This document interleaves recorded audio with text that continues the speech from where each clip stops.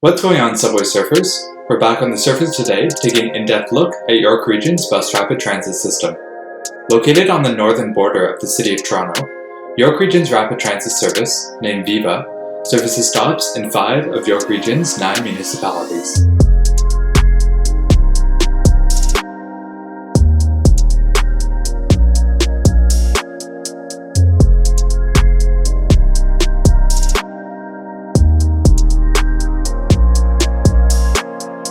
Almost 35 kilometers of the system consists of dedicated lanes, known as Rapidways, which service 38 enhanced stations along some of the busiest sections of the system.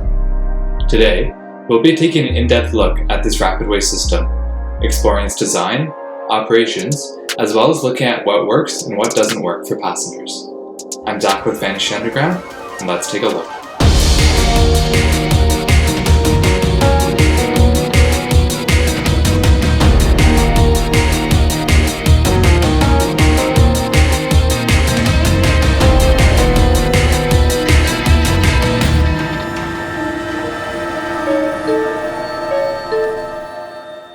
The York Region Rapidway network is divided into various segments, named after their respective roadways and municipalities.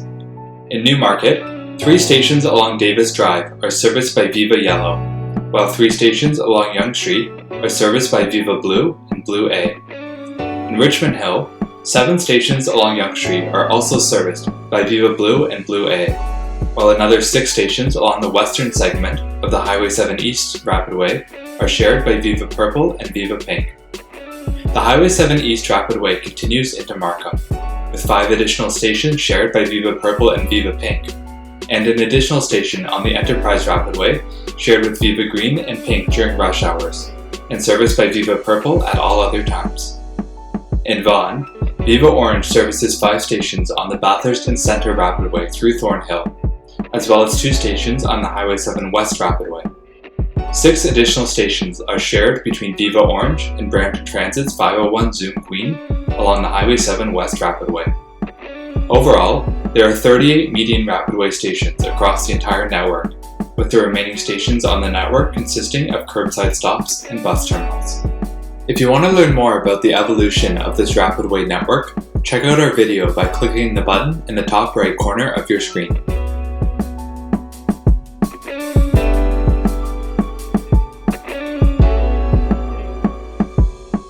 At each station, a glass canopy covers the stop, in most cases located on the far side of the intersection in the median of the roadway. A 55-meter platform, bordered by tactile strips, can accommodate 2 articulated buses, while the 30-meter canopy provides shelter for passengers when boarding and alighting. Under the canopy, a partial enclosure contains a sheltered waiting area, equipped with 4 seats, automatic doors, and automatic heating during the winter, as well as an emergency call button. Outside of the enclosure, 6 more seats are available, as well as 2 waste receptacles at each end of the platform.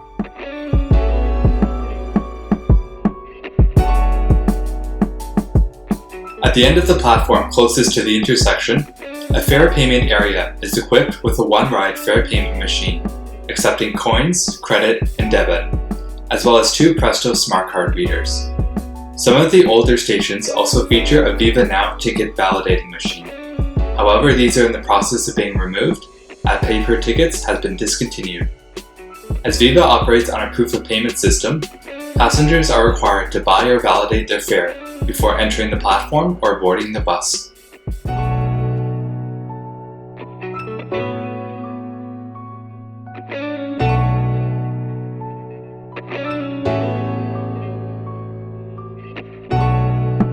On the platform, a real-time information display shows upcoming Viva departures, while audio messages make occasional safety and rider alert announcements.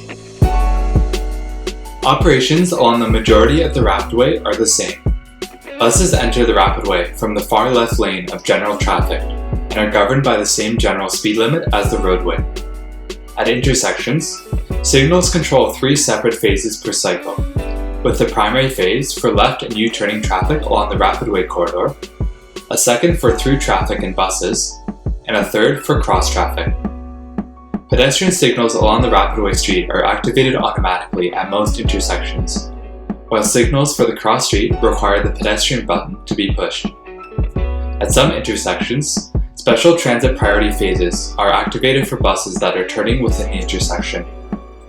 Most routes operate every 10 to 15 minutes during rush hours, and every 15 to 30 minutes at other times of the day.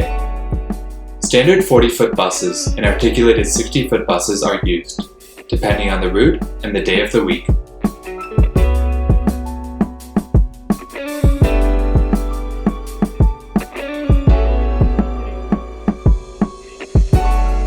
There are also many unique sections on the Rapidway, which incorporate features specifically designed to meet the needs of the area.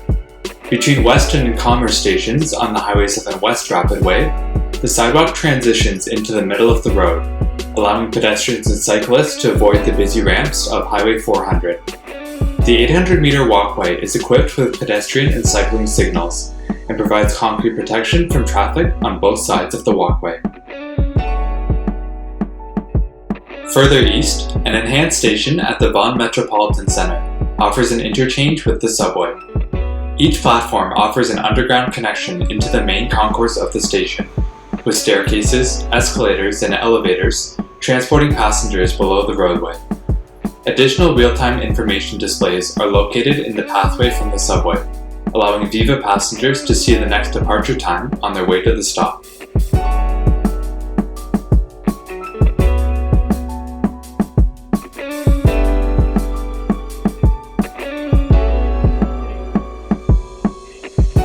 Along Highway 7, between Bathurst and Richmond Hill Centre, a multi-use trail allows for cyclists and pedestrians to travel alongside the high-speed roadway. Controlled by dedicated cycling and pedestrian signals, the trail improves accessibility for active transportation users in the area.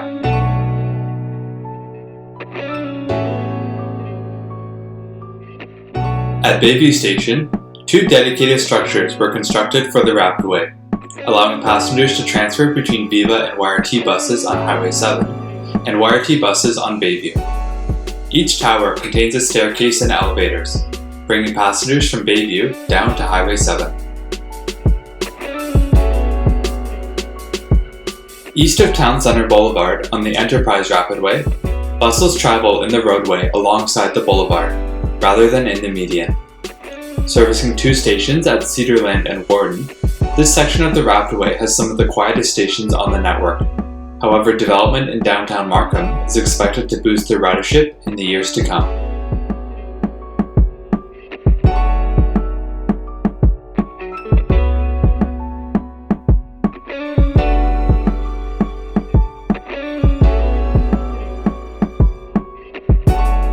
So what did the Rapidways do well? For starters, they have resulted in a dramatic change in York Region's major corridors. Many corridors had broken and disconnected sidewalks, long spacings between crosswalks, and few if any trees, making them very much like urban freeways. However, with their reconstruction, wide sidewalks, bike lanes, and new crosswalks have been added, as well as lots of planters and new street trees. These have transformed the corridors into urban boulevard, and have encouraged an uptick in both walking and cycling traffic. In addition, new development has been attracted to properties surrounding the corridors, with more high-rise and commercial developments visible along urban sections of Highway 7 and Yonge Street. However, none of the corridors saw a reduction in traffic lanes, resulting in some of the widest road widths in the region being located along these streets. Unfortunately, this will cement auto dependency and congestion in these urban centers for decades to come.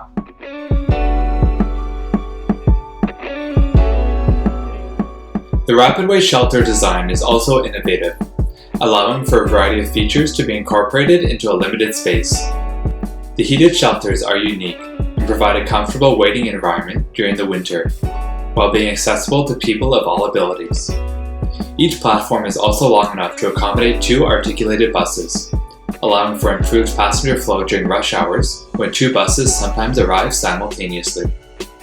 Each platform canopy also provides decent shelter during inclement weather, covering a much larger area than a traditional shelter. Unless there are strong winds, passengers are also able to move from the platform into the bus without getting wet.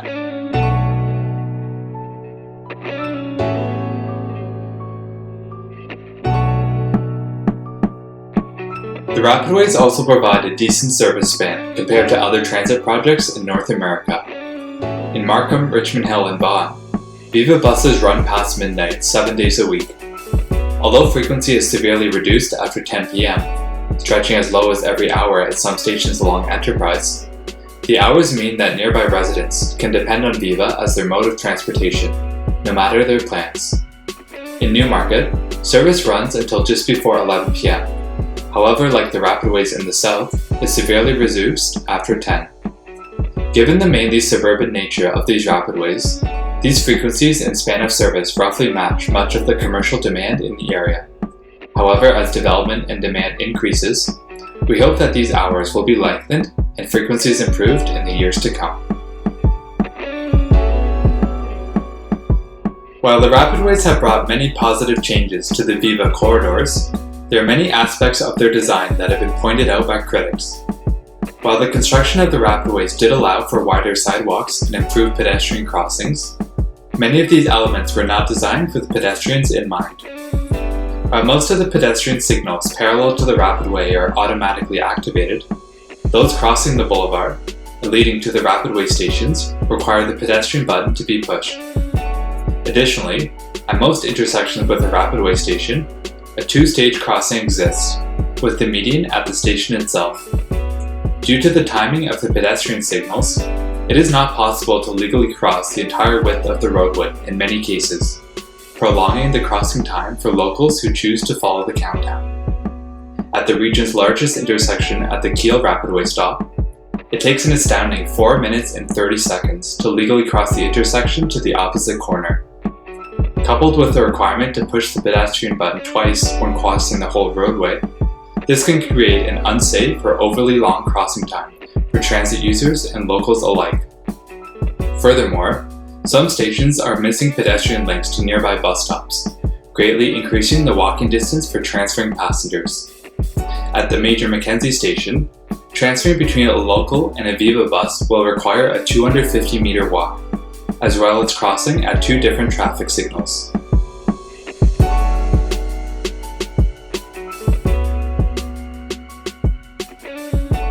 Service integration is also a low point for the Rapidway, specifically on the Highway 7 West segment shared with the Brampton Transit Zoom buses. These buses share the segment between Vaughan Metropolitan Centre and Wigwas-Helen, before continuing in mixed traffic into Brampton. While there are Brampton Transit bus stop signs on the Rapidway, no real-time information is provided, often a source of frustration for westbound travelers. Furthermore, the schedules for these two routes are not blended, resulting in buses traveling behind one another, followed by long gaps in service. Brampton Transit buses also do not operate on the proof of payment system, resulting in longer dwell times at the Vaughan Metropolitan Centre due to heavy passenger loads. While fares are integrated along the stretch, harmonizing the operations and fare collection methods would help to provide a truly high-quality bus rapid transit through Woodbridge. While the corridor features dedicated lanes and transit signal priority, many of the priority features are not well designed.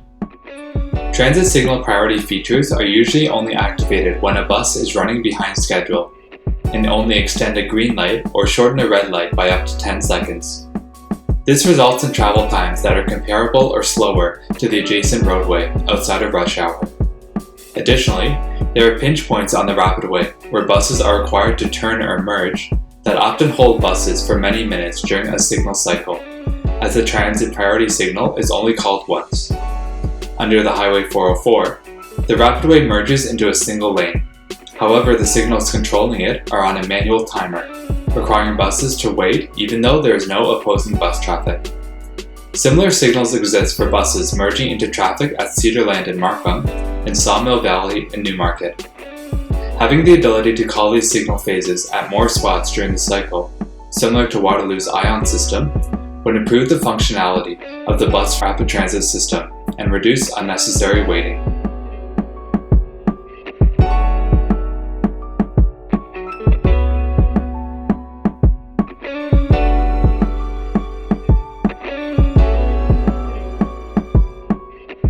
Thanks for watching. We hope you enjoyed this video and learned something new about the design and operations of York Region's Rapidway network. Feel free to leave a like and a comment if you have any questions or want to see more. And as for us here, we'll be vanishing underground until the next one.